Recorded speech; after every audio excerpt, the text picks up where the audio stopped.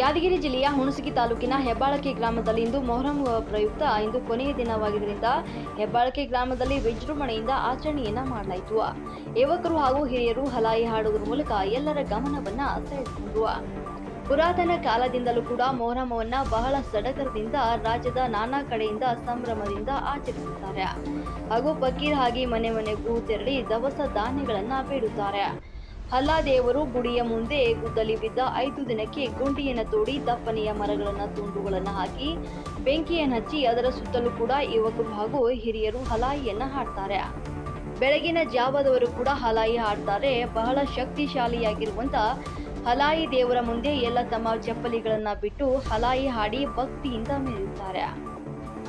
ಸುತ್ತಮುತ್ತಲಿನ ಗ್ರಾಮದಿಂದ ಭಕ್ತಾದಿಗಳು ಆಗಮಿಸುತ್ತಾರೆ. ವಿಶೇಷ ಪೂಜೆಯನ್ನ ಸಲ್ಲಿಸಿ ಸಕ್ಕರೆ ಊದುಬತ್ತಿ ಲೋಭಾನ ನೀಡಿ ತಮ್ಮ ಹರಕೆಗಳನ್ನ ಬೇಡ್ಕೊಳ್ತಾರೆ.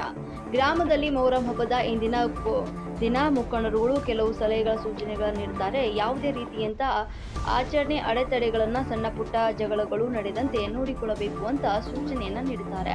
ಅದರಂತೆ ಮುಖಂಡರು ಸೂಚಿಸಿರುವಂತಹ ಮೇರೆಗೆ ಯಾವುದೇ ಸಣ್ಣ ಪುಟ್ಟ ಜಗಳವಾಗದಂತೆ ಎಚ್ಚರ ವಹಿಸಿ ಹಲಾಯಿ ಹಾಡಿ ಭಕ್ತಿಯಿಂದ ಮೆರೆಯುತ್ತಾರೆ. ಹೆಬ್ಬಾಳಕೆ ಮುಖಂಡರಾದ ತಿಪ್ಪಾರೆಡ್ಡಿ ಮಲ್ಕಾಪುರ್, ಚಂದ್ರಕಾಂತ್ ಮಲ್ಕಾಪುರ್, ಭೀಮನಗೌಡ ನಂದನಗೌಡ ಹಾಗೂ ಸುತ್ತಮುತ್ತಲಿನ ಗ್ರಾಮಗಳಿಂದ ಆಗಮಿಸಿದಂತ ಭಕ್ತಾದಿಗಳು ಭಾಗಿಯಾಗಿದ್ದರು. ವರದಿ ಪರಮಾತ್ಮ, ನ್ಯೂಸ್ 24 ಕನ್ನಡ, ಯಾದಗಿರಿ.